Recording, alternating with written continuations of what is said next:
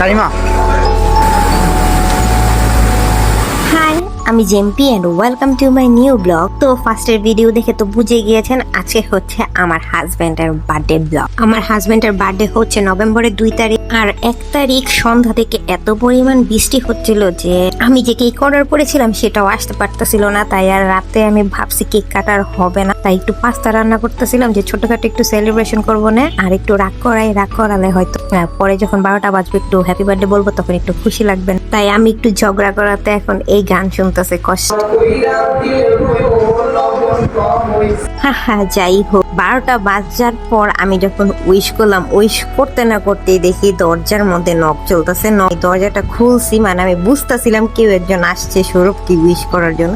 তো আমি দরজাটা খোলার পর সাথে সাথে দেখি আমার আব্বু আম্মু আমার ভাই সব চলে আসছে সৌরভের জন্য কেক নিয়ে। আর আমার ভাই তো বৃষ্টির মধ্যে নারায়ণগঞ্জ চলে গেছে মানে কেক আনার জন্য। আর এই চাষারার অবস্থা তো সবাই জানে যে পানিতে কি হয়ে থাকে, ওর মধ্যে পড়েও গেছে কেক নিয়ে বেচারা। আর কেকের অবস্থা খারাপ। যাই হোক, এত কষ্ট করে যে সৌরভের জন্য আনছে এটাই অনেক।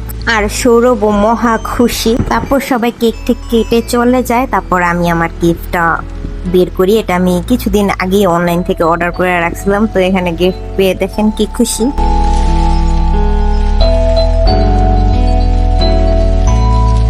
তো রাতে তো আমার কেকটা আসতে পারেনি, তো সকাল সকাল ঘুম থেকে উঠে আমি কেকটা চলে আসি। তো সেটাই নিতে যাচ্ছিলাম। আর অফিসে যাবে সৌরভ, তাই অফিসে যাওয়ার আগে কেকটা যেন কেটে যেতে পারে সেটাই একটু ছোটখাটো চেষ্টা। তো কেকটা আমি সি ফুড থিমে রাখার চেষ্টা করছি। ওর অনেক সি ফুড পছন্দ, তাই আর কি আমি সি ফুড থিমে রাখার চেষ্টা করছি। তো একটু গিফটটার সাথে আর এখানে অফিসে যাওয়ার জন্য রেডি হচ্ছিল সৌরভ। তো রেডি সেডি হয়ে তারপর আমরা দুইজন মিলে একটু কেকটা কাটলাম।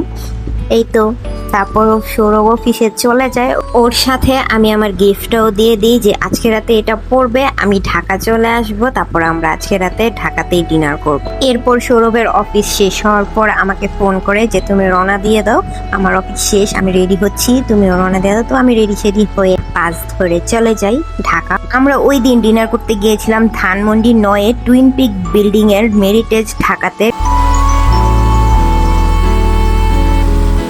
মেরিটেজ ঢাকা টুইন পিক বিল্ডিং এর লেভেল 7-এ। আর এটার ইন্টেরিয়রটা অনেক বেশি সুন্দর। আর ওনাদের বুফেতে 110+ আইটেম থাকে। আমরা ফার্স্টেই সবগুলো খাবার একটু একটু করে নিলাম, আগে ট্রাই করব যে কোনটা বেশি ভালো লাগে, তারপরে সেকেন্ড টাইম আবার নিব। তো ফার্স্টে ট্রাই করার জন্য নিলাম। মোটামুটি সবগুলো খাবারই ভালো ছিল, যেটা আর কি বেশি ভালো লাগছে সেটাই আবার ট্রাই করার জন্য নিছি। ওনাদের সালাদের সেকশনটা আমার কাছে অনেক বেশি ভালো লাগছে, তো আমি সালাদই বেশি করে খাইছি। আর মজাও লাগছে আমার কাছে সালাদ আইটেম গুলো অনেক।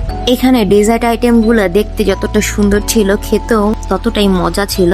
কিন্তু সব থেকে বেশি এই মোস্টটা অনেক মজা ছিল, এই মোস্টটা অনেক বেশি ভালো লাগছে। আমরা 2-3 বার করে নিয়ে খেয়েছি, আমিও সৌরভ। তারপর একটু ঘুরে দেখি ওনাদের লাইভ মকটেল, তারপর হচ্ছে এখানে ফুচকা, ওয়াফেল, গোলাপ জামুন আর হচ্ছে মটকা চাও আছে। সৌরভ ওইখানে লাইভ স্টেশনে দাঁড়িয়ে একটা নিজের পছন্দ মতো টপিংস দিয়ে একটা ফুচকা বানিয়ে খেয়ে ট্রাই করে নিল। আর আমি একটু টেবিলে নিয়ে আসছি মটকা চা, ওয়াফেল আর হচ্ছে ফুচকা।